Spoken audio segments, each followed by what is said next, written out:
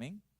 Y verdad, en ese aspecto he cambiado mi mentalidad en decir, pase lo que pase, yo permanezco firme porque yo estoy en la roca que es Cristo Jesús.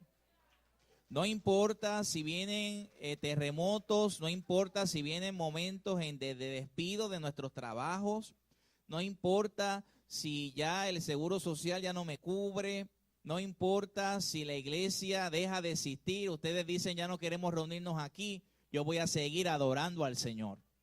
Nosotros tenemos que permanecer firmes, no por nosotros, sino por quien nosotros le servimos. La palabra de Dios, el apóstol Pablo, una de sus epístolas en la que él estaba en la cárcel, hermano, estaba en la cárcel. Él dijo estas palabras y estaba en la cárcel injustamente por predicar al Señor. Dijo, en todo y por todo estoy enseñado, tanto para padecer hambre como para padecer necesidad, como para estar en abundancia. Pero una cosa sé, todo lo puedo en Cristo que me fortalece. Así que, iglesia, siga hacia adelante en el Señor. Nosotros no somos gentiles en el sentido de que somos los que no le sirven al Señor. El que no le sirve al Señor no tiene norte. El que no le sirve al Señor no tiene esperanza. Nosotros tenemos una esperanza viva de que si en este altar yo pierdo la vida o cuando yo salga por ahí me da un ataque y pierdo la vida, no perdí la vida, he ganado la vida. El apóstol Pablo decía, porque para mí el vivir es Cristo y el morir, decía él, es ganancia. Nosotros los que estamos en Cristo estamos fortalecidos porque tenemos la roca de nuestra salvación. Y en estas semanas hemos estado hablando y predicando acerca de las generaciones.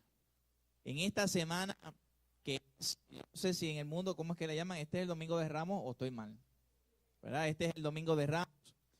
Y muchas personas critican la Semana Santa. Yo me alegro de la Semana Santa. Porque aunque todas las semanas son santas, es un momento especial en el cual tú puedes invitar personas a que le sirvan a Dios. Es un momento especial en el que, mira, una persona en una ocasión me dice, yo no voy a la iglesia, yo lo invité para Semana Santa. Y yo creo que eso fue hace tiempo.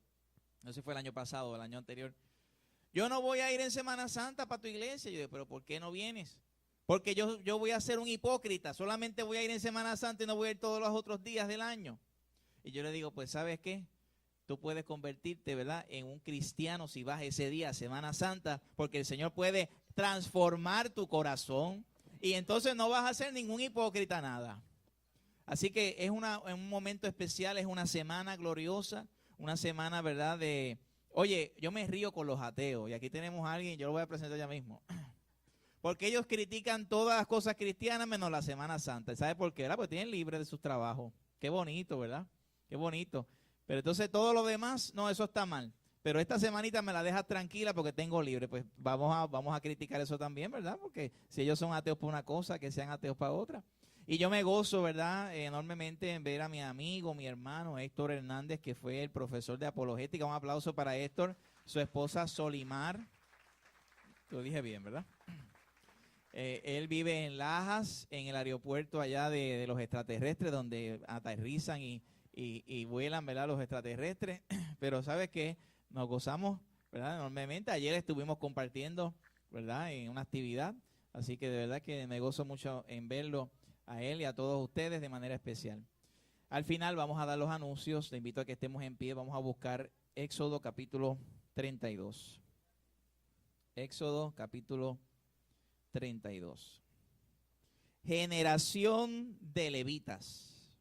¿Eres tú una generación de levita? ¿Eres tú una generación de adoración? ¿Eres tú una generación que levanta tus manos y adora al Señor? ¿Eres tú una generación que alaba con sus labios, pero que su corazón está cerca de Él? ¿Eres tú una generación de verdaderos adoradores? Éxodo capítulo 32 y versos 24 y 25. Éxodo 32, verso 24 y verso 25.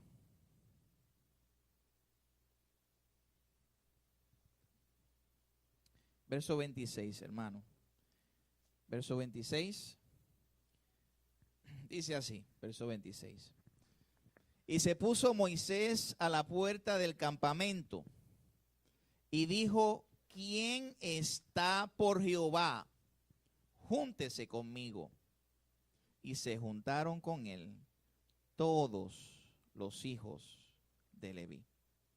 Padre, gracias, Señor, por tu palabra. Gracias porque encontramos consuelo. Tú nos reprendes, tú nos exhortas, Señor.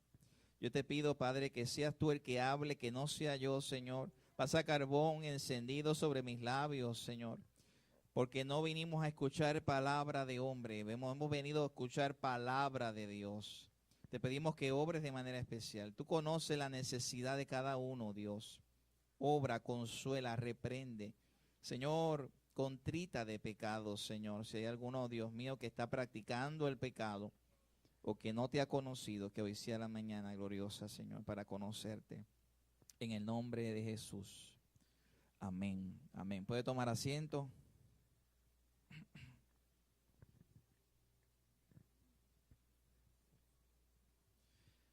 Hay una regla de interpretación bíblica de que cuando tú lees un verso, no puedes solamente quedarte en ese verso.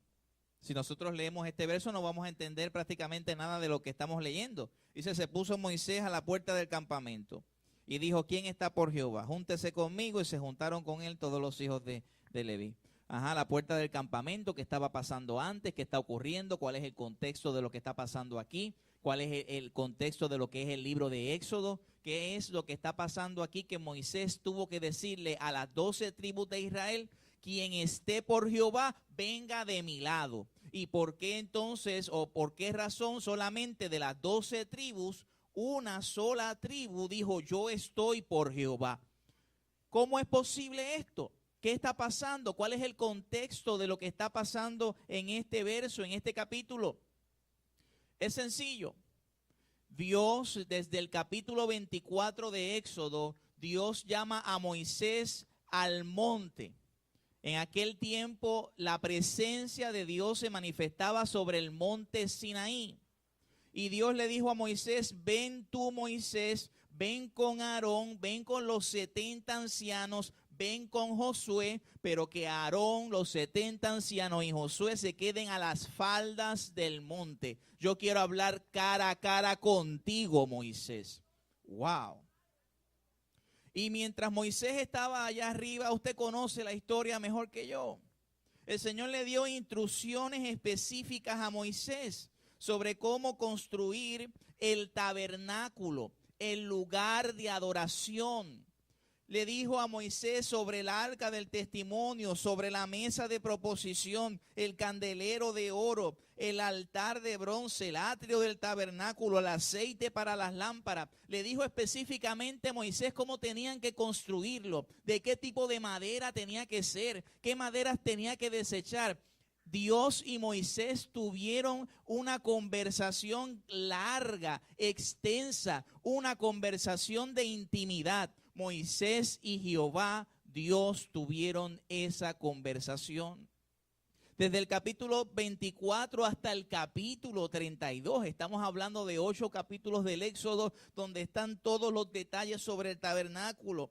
Allá en el monte estuvo 40 días y 40 noches, y el pueblo, ¿qué hacía? Esperando afuera del monte. Y allá arriba en el monte Sinaí, Jehová le habló de la consagración de Aarón, cómo tenía que ser Aarón el sacerdote. Solamente Aarón era el sumo sacerdote, el que podía entrar. El tabernáculo tenía 3 partes. Tenía el atrio, es como decir el parking, ¿verdad? El estacionamiento de aquí. Tenía el lugar santo, que estamos diciendo que este es el lugar santo, y el lugar santísimo, que es este altar. Y solamente al altar mayor, ¿verdad? Al lugar santísimo podía entrar una vez al año el sumo sacerdote, el Señor hablándole todos los detalles, ¿verdad? Y diciéndole que Aarón, su hermano, era el único que podía trabajar el sacerdocio en el tabernáculo. Y solamente los hijos de Aarón eran los únicos que podían trabajar el sacerdocio. Pero mientras Moisés estaba ya hablando de tú a tú con Jehová, el pueblo no estaba adorando a Jehová. Dice el capítulo 32, acompáñame, aquí estamos en el capítulo 32 de Éxodo, el verso 1. Dice, y viendo el pueblo que Moisés tardaba en descender del monte, comenzaron a ayunar, comenzaron a orar, comenzaron a darle gracias a Jehová, comenzaron a decirle a Jehová, bendice a Moisés, que cuando Moisés baje del monte nos hable tu palabra. Eso fue lo que ocurrió. Dice, comenzaron y se acercaron a Aarón. Hermano, ¿quién era Aarón? Aarón era el hermano de Moisés, era la mano derecha de Moisés. Era que cuando Moisés Moisés era tartamudo. Y cuando Moisés no podía hablar, Aarón era quien hablaba. Era el que hacía los milagros de Moisés, de Dios, a través, ¿verdad?, de Moisés y de Aarón. Estuvo viendo cómo en una ocasión Aarón veía que habían dos báculos, ¿verdad? Dos varas. Y la vara de Moisés se convirtió en serpiente. Y de repente dos varas de los magos de los egipcios se convirtieron en serpiente. Y la vara de Moisés devoró aquellas serpientes. Aarón vio los milagros de Egipto.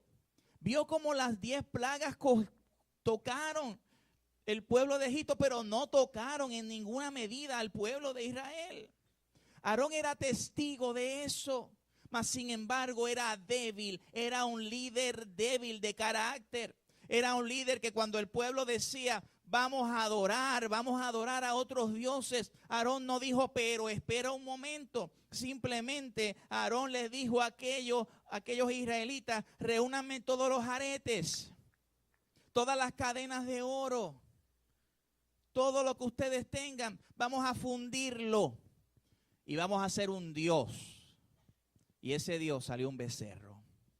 Cuando Moisés descendió del monte, hermano, Moisés tuvo ¿cuántos días allá arriba? 40 días y 40 noches. Lleno de la presencia de Dios. Cuando descendió del monte, se airó su corazón. Como Cristo. En un momento dado vio en el templo y se indignó que estuvieran vendiendo cosas dentro del templo. Y Moisés se airó, y hay un detalle que no he dicho. Allá arriba Dios le dio 2 tablas del testimonio que Dios mismo escribió con su dedo. Hermano, usted no quiere ver mi letra. Mi esposa dice que mi letra es horrible, feísima.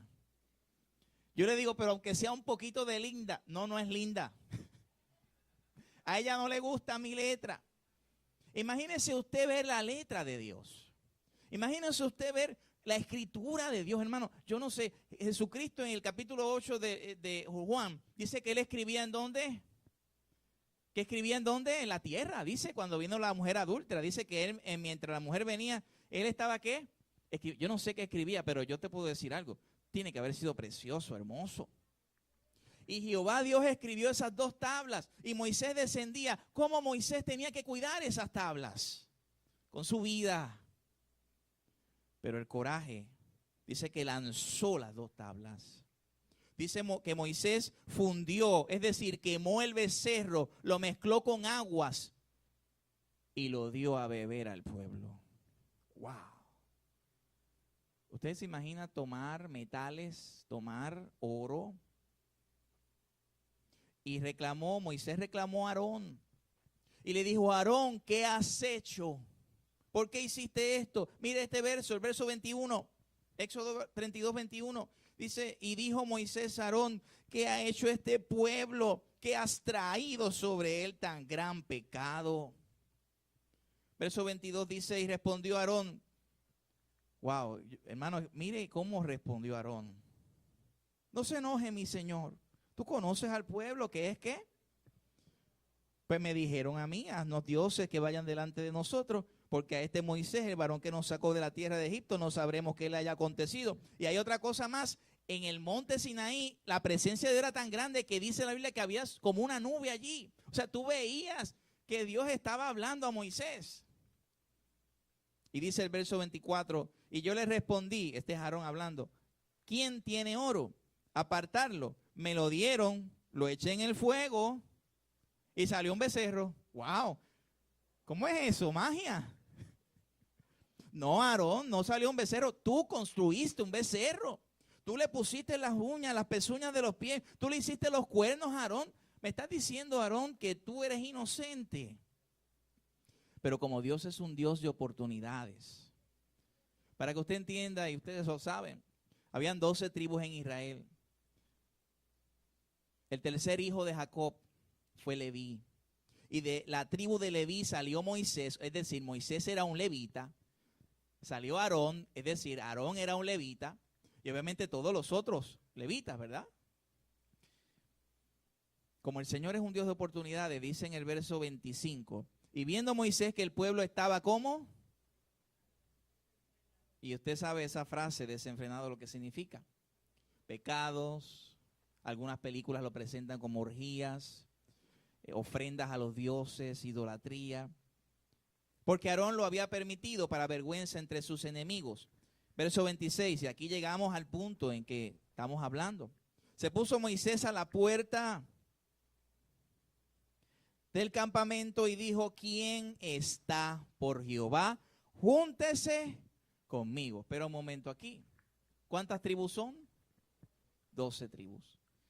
Si tú ves que el que tú estabas esperando desciende del monte y pregunta y dice, ¿quién está por Jehová? Es decir, ¿quién quiere servir a Dios? ¿Quién quiere amar a Dios? Venga conmigo. ¿Qué usted pensaría que hubiera ocurrido en ese lugar? Espérate, no está muerto. Está vivo Moisés, el que nos sacó de la tierra de Egipto. El Dios de Moisés, Jehová, que nos sacó de la tierra de Egipto. Vamos para allá. ¿Pero qué pasó? Solamente una tribu. La tribu de Leví. Y hermano, yo no sé si usted ha pasado por esto, pero hay momentos en que la presión de grupo no deja que nadie haga nada. Yo me imagino la tribu de Leví, ¿verdad? Y esto es yo acá imaginándome. Mirando hacia el lado a los de Judá, los de Aser por allá, Isaacar, Benjamín. ¿Qué hacemos nosotros? Pasamos porque vamos a ser los únicos. Wow. Josué dijo, ustedes si quieren adorar a otros dioses, adoren al Dios que usted quiera, pero yo y mi casa serviremos a Jehová. Y la tribu de Leví tomó la decisión de decir, no me importan mis amigos, mis vecinos, mis familiares, vamos con Moisés, vamos con Jehová Dios. Y en este contexto podemos ver algunos principios de lo que es ser un adorador. Porque cuando nosotros hablamos de adoración, siempre hablamos de la tribu de ¿cuál? De Leví. Vemos algunos principios de lo que es ser un verdadero adorador. Cuando usted piensa en ser un verdadero adorador, ¿en qué usted piensa? Levantar las manos, cantar al Señor, decir qué lindo eres, Señor. Y sabe una cosa, todas esas cosas son parte de lo que es ser un verdadero adorador. Pero a la luz de esta escritura y de esta porción que hemos leído, ser un verdadero adorador requiere, número uno, intimidad con el Señor. Dile al que está a tu lado, requiere intimidad. Díselo de nuevo, requiere intimidad. Esto no te toca a ti porque tú eres oveja. De hecho, yo soy oveja también. Pero esto me toca a mí como pastor. Esto nos toca a todos. Es una intimidad con el Señor. Es hablar de tú a tú. Recuerda que Moisés era un levita. Y Moisés subió al monte 40 días y 40 noches y estaba con intimidad con el Señor. El Señor le hablaba y él a su vez le hablaba. ¿Cuánto tiempo dedicas tú a la presencia de Dios en intimidad, en soledad? A Dios se le ora y a Dios se le busca en congregaciones como esta. A Dios se ora y a Dios se busca tú orando con tu esposa, tú orando con tus hijos, tú orando en otros lugares. Pero a Dios se le busca en intimidad. Dice en Mateo 6, dice, y cerrada la puerta, ora a tu Padre que está en secreto. y tu Padre que está en secreto te recompensará en público. Es necesario que tú tengas comunión personal con el Señor. Acompáñame al Salmo 42. Porque había otro adorador que no era de la tribu de Leví, de la tribu de Judá. Y este Salmo 42 que muchos hemos escuchado, nos habla de un David que hace tiempo no buscaba la presencia de Dios. Nos habla de un David que estaba abatido. Nos habla de un David que estaba desesperado. Nos habla de un David que no tenía rumbo, no tenía norte. Y la razón era que hace tiempo no buscaba la presencia de Dios. Y usted me dice, ¿cómo es posible eso? Mire el verso 5, 42:5. ¿Por qué te abates, oh alma mía, y te turbas dentro de mí? Dos cosas. Abatimiento. El alma de David estaba abatida. Define abatida. Abatida, triste, congojada. Estaba desesperada. Y dice número 2, y te turbas dentro de mí. ¿Qué voy a hacer? No tengo solución, no hay esperanza.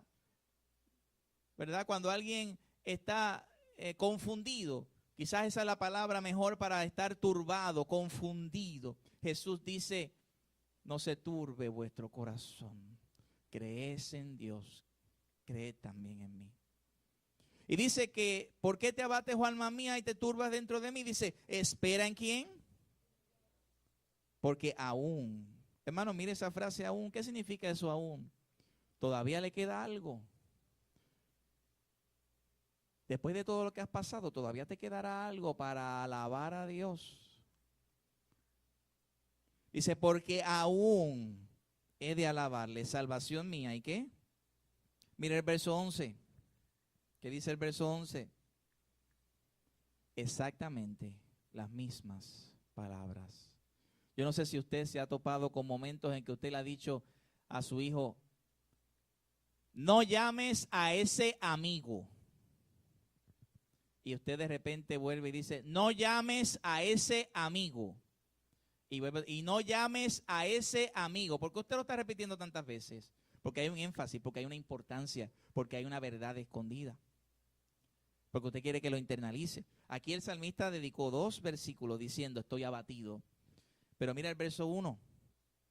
Como el ciervo brama por las corrientes de las aguas, así clama por ti, oh Dios, el alma mía. Pero mire, aquí usted pensará, pues él está bien con la relación con Dios, con su intimidad con el Señor. Pero mire el verso 2. Mi alma tiene sed de Dios. ¿Del Dios qué? ¿Cuándo vendré? ¿Cuándo vendré y me presentaré delante de Dios? Es decir, David había descuidado su intimidad con el Señor. Mira lo que dice luego. Dice, fueron mis lágrimas mi pan, ¿qué? Mientras me dicen todos los días, ¿dónde está? Mira el verso 4. Me acuerdo de estas cosas y derramo mi alma. ¿Dónde? David había descuidado su intimidad.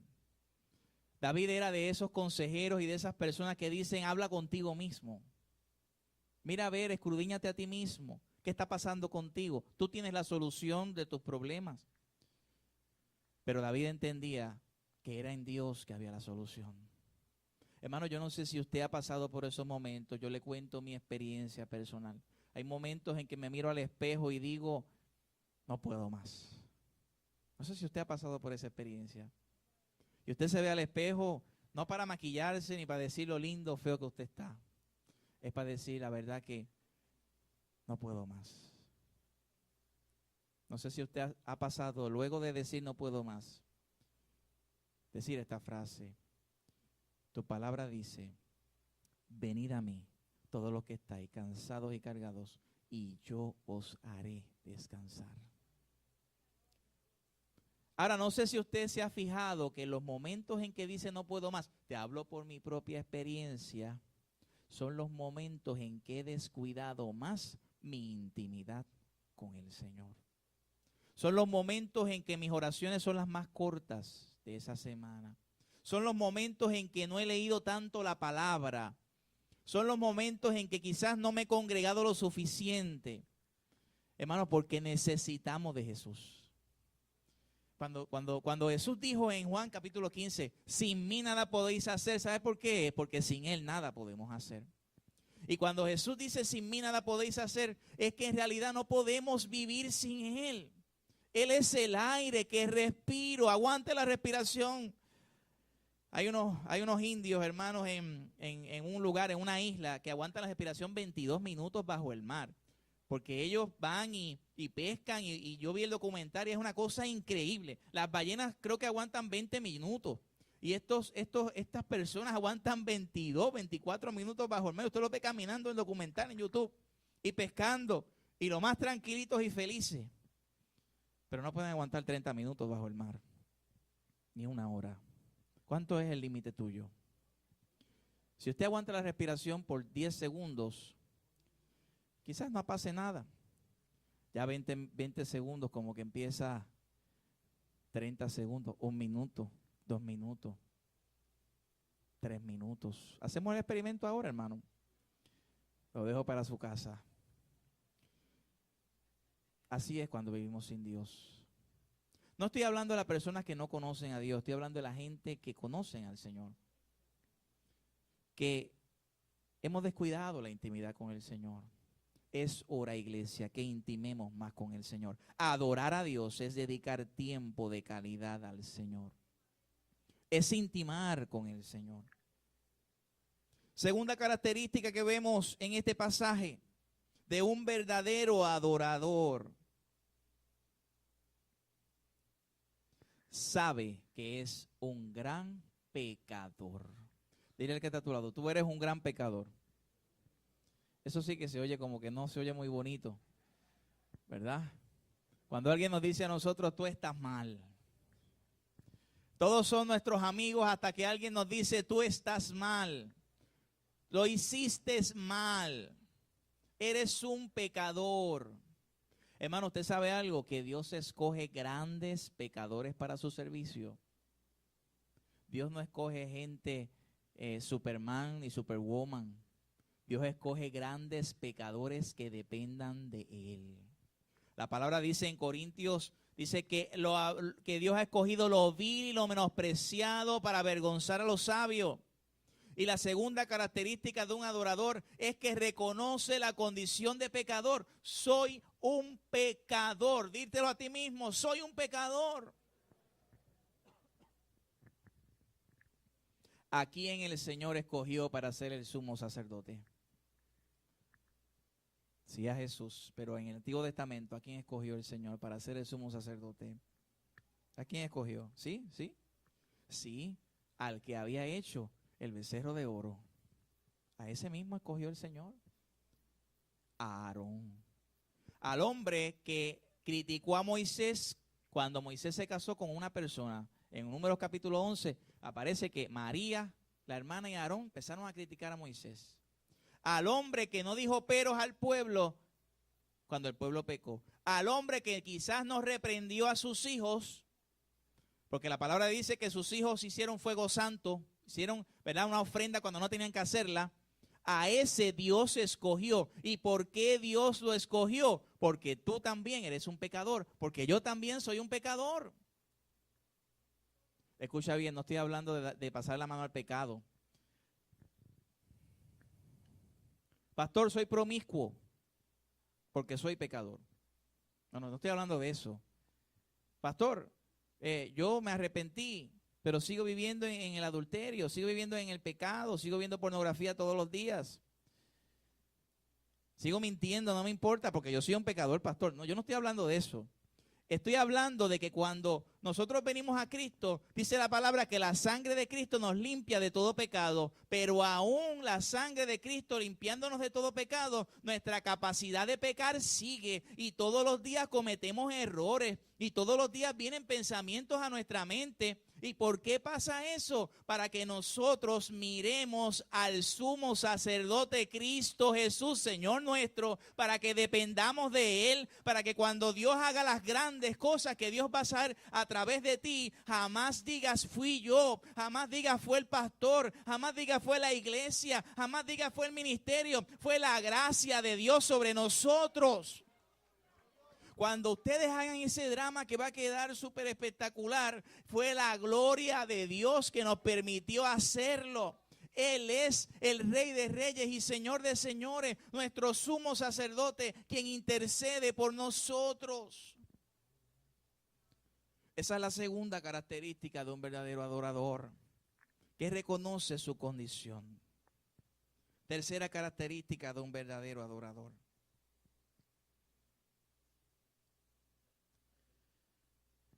se arrepiente de sus pecados. Cuando Moisés dijo y descendió y le dijo al pueblo, ¿quién está por Jehová? Pase conmigo. ¿Quién pasó? ¿Qué tribu? La tribu de Leví. ¿Sabe por qué? ¿Por qué pasó la tribu de Leví si la tribu de Leví también habían adorado al becerro? ¿Por qué? Porque hubo en ellos ¿qué? Un arrepentimiento. Cuando hay un arrepentimiento, hay un dolor en el corazón. No estoy hablando de un ataque cardíaco ni nada de eso. Estoy hablando de un dolor profundo. ¿Usted ha experimentado eso? En un momento dado pasa algo y usted dice, ¿por qué no hice eso? ¿Por qué no fui? Si yo hubiera. Esa frase la ha dicho en algún momento dado en su vida. Imagínese que su abuelo está muriendo y está en el hospital y lo manda a buscar a usted. Y no es porque usted no pueda en realidad, es que usted dice, estoy haciendo otra cosa, no quiero ir ahora, de verdad no quiero ir. Y se murió el abuelo. Y entonces empieza usted a decir, si yo hubiera. Es un dolor profundo. Y cuando le fallamos a Dios hay un dolor profundo en el corazón. Lo he dicho 1000 veces, pero seguiré repitiendo. Es el caso de Pedro. Pedro negó a Jesús. Y la Biblia dice que el que niegue a Jesús delante de los hombres, yo lo negaré delante de ¿quién? Pero la Biblia también dice, nuevas son tus misericordias cada mañana, grande es tu fidelidad. Y en ese momento en que Pedro escuchó el gallo cantar, que se acordó Pedro, hermano, él maldijo a Dios. O sea, pero no puedo decir si maldijo a Dios, pero dice que maldició. Dice la Biblia que él maldijo, ¿verdad? Y que dijo, yo no soy ese que tú estás hablando. Lo negó. ¿Tú te pareces si la forma de hablar tuya es la misma? Tal para cual, de tal palo, tal astilla, le dijeron a Pedro en buen puertorriqueño. Y cuando Pedro escuchó cantar al gallo, wow. Lo vamos a ver a Pedro aquí, ¿verdad que sí? Vamos a ver a Pedro el domingo que viene. Lloró amargamente en su corazón. ¿Por qué yo le fallé a Dios? Y esa tribu de Leví vino donde el Señor y dice, perdóname por mis pecados. Hay un dolor profundo en el corazón. No quiero fallarte. Usted sabe que yo odio el pecado. Y yo sé que no estoy hablando por mí, estoy hablando por muchos de ustedes. No estoy diciendo que no soy un pecador. Si yo digo aquí que yo no soy un pecador, yo soy es la mentira más grande que puede un ser humano decir. Porque Juan dice que nadie puede decir que no puede pecar porque es un mentiroso, dice Juan. Cuando te digo que odio el pecado es que cuando peco, qué dolor me da. Porque le estoy fallando a mi Señor. Adorar es reconocer, arrepentirse. Y adorar es alejarse del pecado. Alejarse del pecado. Alejarse del pecado. Alejarse del pecado. Yo puedo ir a una barra y comprarme un sándwich y estar tranquilito. Que de hecho he ido ahí a los amigos de Freddy. No es a Freddy que está aquí, hermano, Freddy. Es aquí en donde era la funeraria de Santa María. Hay un de estos que es de los amigos de Freddy. Hacen los sándwiches muy buenos, anuncio no pagado. Y a veces pedimos por teléfono y cuando llegamos al lugar no están. Pues me siento allí. Hay gente bebiendo allí. Y yo a veces le digo a mi cuñado, si me ven a mí aquí, alguien de la iglesia va a decir, mira, el pastor estaba en una barra. Pero ¿sabes qué? Tú puedes fumar al lado mío, tú puedes beber al lado mío y a mí no me causa nada. Porque yo nunca he fumado en mi vida. Y beber, cuando era pequeño, que a veces papi me daba de los Pepto-Bismol, de esos pocitos de Pepto-Bismol, porque yo quería, papi, yo quiero beber, ¿qué es lo que tú estás bebiendo? Entonces papi me daba de esa vasito, me daba de la Budweiser, que era la antes, ¿se acuerda de la Budweiser? Que ahora es la Coors y la medalla. Pero hay otras cosas que yo no puedo arriesgarme. No puedo. Yo prefiero eliminarlo, sacarlo, alejarme, porque sé que es mi debilidad. ¿Cuál es tu debilidad? Aléjate de tu debilidad, porque tú eres un verdadero adorador. La victoria está cuando nosotros nos alejamos del pecado, huimos del pecado, nos duele el pecado, odiamos el pecado, nos apesta el pecado. Porque amamos a Dios. Y fue la victoria que tuvo la tribu de Leví. ¿Cuántas tribus eran? 12. ¿Cuántas tribus trabajaban en el servicio a Dios en el tabernáculo y en el templo? Una sola tribu. Y esa es la otra característica del verdadero adorador. Anhela trabajar para Dios. Anhela servir en la casa de Dios. Anhela decir, ¿qué puedo hacer, pastor? Anhela decir, yo quiero. La tribu de Leví fue la única que dijo, yo estoy por Jehová. Y fue a la única que se le dio el trabajar el tabernáculo. Habían los sumos sacerdotes de la tribu de Leví que venían de la descendencia de Aarón. Y estaban los otros de la tribu de Leví que eran los que montaban el tabernáculo, eran los que sacaban el tabernáculo. ¿Sabes qué? A ellos no se les dio tierra. En Josué, cuando usted lee el libro de Josué, no aparece la tierra para la tribu de Leví. ¿Sabes por qué? Porque dice Jehová en un verso en Números, que la herencia de la tribu de Leví soy yo, Jehová. ¡Wow, hermano! Escuche eso. Que la herencia tuya es el Señor.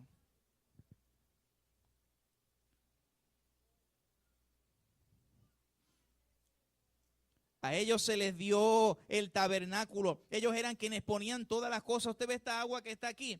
Si no era de la tribu de Leví, no podía poner agua. Nadie que fuera de la tribu de Leví no podía trabajar en el tabernáculo. Era un premio, era un privilegio, era una bendición que Dios le estaba dando a esta tribu. Porque esta tribu, cuando las otras 11 dijeron no, esta tribu dijo sí, yo voy a servir a Jehová. No importa lo que me cueste, yo voy a servir a Jehová.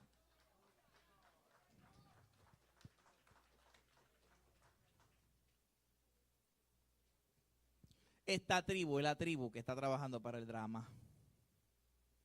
Esta tribu es la que está trabajando con la junta de la iglesia. Esta tribu es la que está trabajando con el ministerio de música. Esta tribu es la que se sienta en su casa y empieza a hacer los arreglos de una canción que está difícil de peregrinos extranjeros, Él reina. Esta tribu es la que abre la puerta cuando la gente pasa. Esta tribu es la que trae al agua al predicador, al pastor o a la persona que sea. Esta tribu es la que pasa el mapa aquí en la iglesia y pasa vacuum a tu silla para que no te llenes de polvo y te des sinusitis cuando te enfermes después. Esta tribu es la que trabaja en la cafetería y está limpiando las ollas después que todo el mundo se fue. Esta tribu es la que abre la iglesia y la que cierra la iglesia. Esta tribu es la que trabaja para el Señor. Aprecia trabajar para el Señor. Usted sabe que cuando David fue a construir el templo, él puso músicos, Pero los músicos eran exclusivamente levitas. Es la tribu de la música. ¿Usted sabe la importancia de la música? ¿Sí o sí? ¿No? Véase el trailer que preparamos para el drama sin música, a ver si le va a gustar. ¿Usted sabe el trailer que preparamos para el drama? La música hace un efecto increíble. Véase una película de horror. No le estoy recomendando que vea películas de horror, pero estoy dando un ejemplo. Vea una película de horror, la que sea, sin música. Es más, Jaws. Véase Jaws. ¿Se acuerda de Jaws de los años 70, 73, 77? Y venía el tiburón sin música. Mira, sin música. No, pero sin nadie que hable, porque entonces, ¿verdad? Y venía el tiburón sin la música.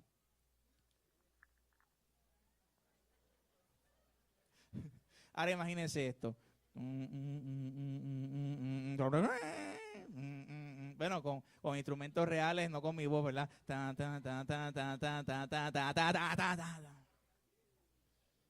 La música tiene un efecto en los aires.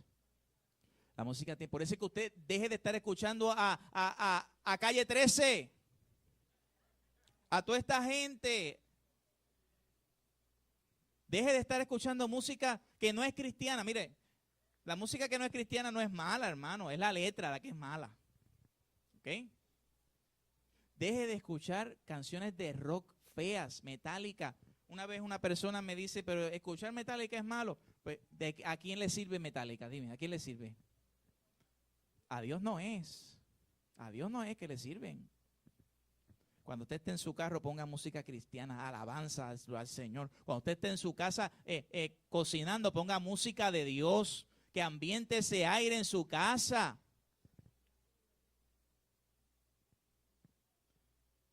Porque nosotros somos Betel, andantes.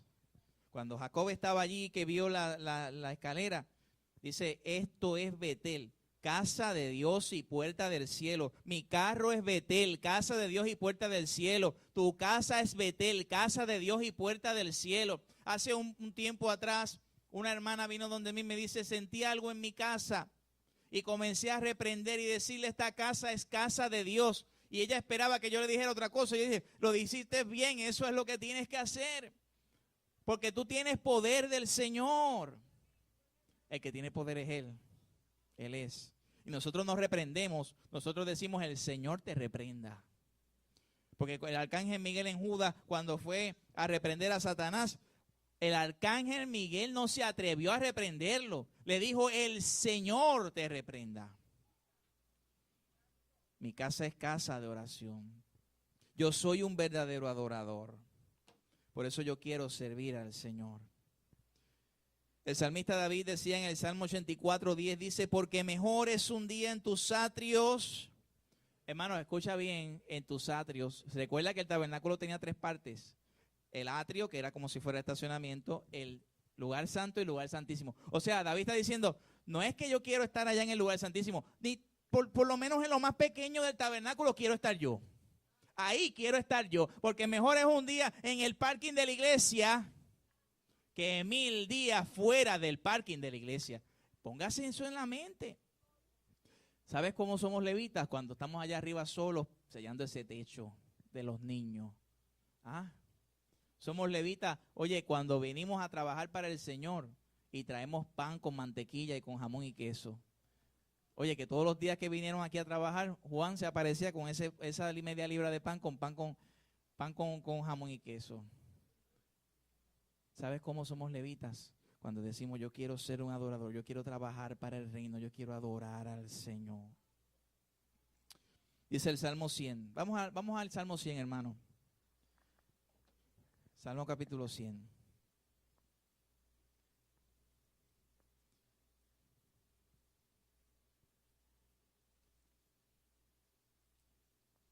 Dice,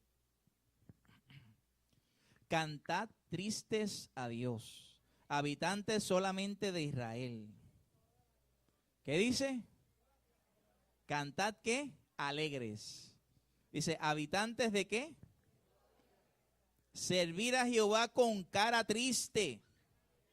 Servir a Jehová con mal humor. No, servir a Jehová con alegría.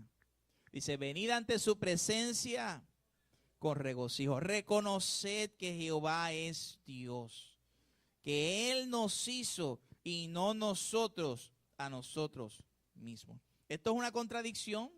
O sea, el crearse a sí mismo es una contradicción porque para que algo sea creado, o sea, para que tienes que existir antes.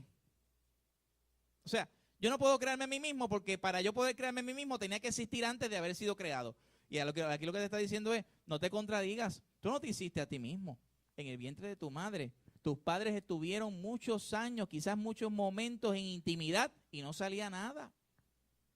Pero ese día era tu día, porque el Señor permitió. Y no es que tú eres el mejor atleta del mundo, espermatozoide mejor atleta del mundo. De 200 millones de espermatozoides saliste tú más rápido que los otros mirando para el lado. No es eso. Es que Dios permitió que tú estuvieras y nacieras y estuvieras aquí. No eres tú quien te hiciste, es el Señor. Dice, pueblo suyo somos y ovejas ¿de qué?